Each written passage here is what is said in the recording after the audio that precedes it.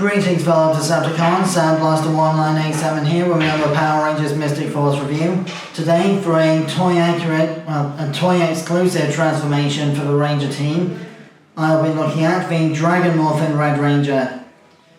Now, there are only 4 of these figures made in the original Mystic Force toy line. The red, green and yellow Rangers and Koragg the Knight Wolf all had toys that turned into dragons for one reason or another. Despite the Red Ranger only being able to merge with the Dragon Fireheart for a Battleizer mode in the show, which was an American exclusive form yet again.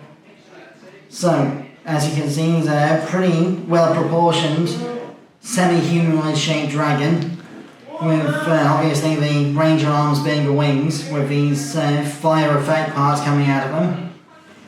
So, articulation's pretty decent on this figure actually, come to think of it, for a 2006 toy. Ball jointed head on the dragon, opening mouth with fully painted silver teeth.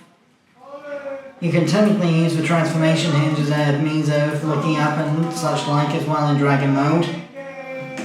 There's a toe hinge on the front claws. The back claws are on a swivel attached to the Ranger mode hips.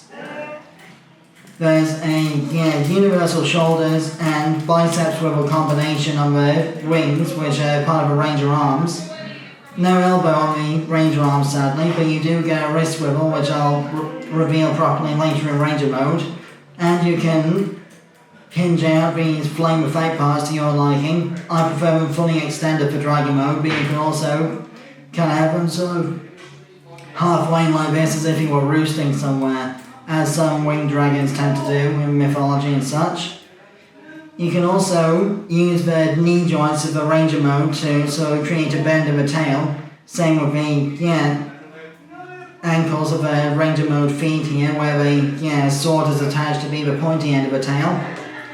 For size comparison, here he is with Transformers Legacy Stunticon Drag Strip and the Universe 2008 mold version of the Cybertron Vector Prime figure. When I was growing up, I didn't have the Vector Prime toy, but I watched the cartoon he was in, so my imagination turned this figure into Vector Prime because he was big, he could fly and he had a sword. And he was vaguely in scale with my other Cybertron toys from the line at the time.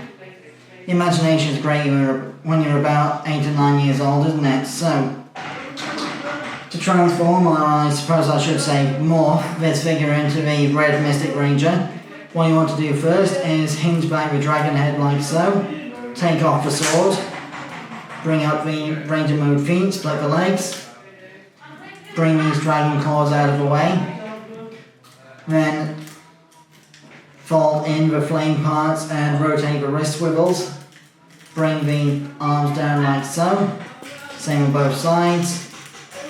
Using a combination of the bicep swivel and the universal shoulders, then swing back the dragon's front claws so they're out of the way, like so. And finally, open up this cavity and flip out the head. Just like the retro flip morphing figures, but it swings between the morphed head and civilian head from the Mighty Morphin line. So here we have the red Mystic Ranger Dragon Morphin figure in Ranger mode. I'll just quickly give him his sword back. For size comparison again, here he is with Vector Prime and Safeguard and Stunticon Drag Strip. So you can see these roughly around sort of modern Voyager scale in Transformer terms. So slightly smaller than the Marvel Legends own McFarlane DC Megafig, or Build-A-Figure, but about the same size as an average 7-inch McFarlane figure. So, articulation's pretty decent as I said before. No neck sadly due to the transformation pin hinge in the Ranger mode. Universal shoulders plus bicep swivel. Though because of the way the universal shoulders work, it can sometimes interfere with the separation of the bicep swivel cut. No elbows sadly, so he's a permanent bicep curler of the shoulders and such. But you do get a wrist swivel so he can hold the sword in a more dynamic pose. Nothing of a waist, but you do get more or less universal hips, blocked by the amount of sculpting and obviously the rear legs of a dragon mode sticking out there. a just over 90-degree knee bend, but no swivel or anything in there, thighs or above the knee, and a just over 90-degree foot tilt as well for transformation, for turning into the tail of the dragon. So, that more or less concludes my Dragon Morphin Red Mystic Ranger review. I will get the yellow, green and Koragg figures eventually, but until then, I've been Sandblaster1987, thanks again for watching, and join me next time for my first ever Thunderburst review, where I'll be looking at Takara's Power Attack Tracy Island playset. Till then, till all are one, and may the power protect you, always.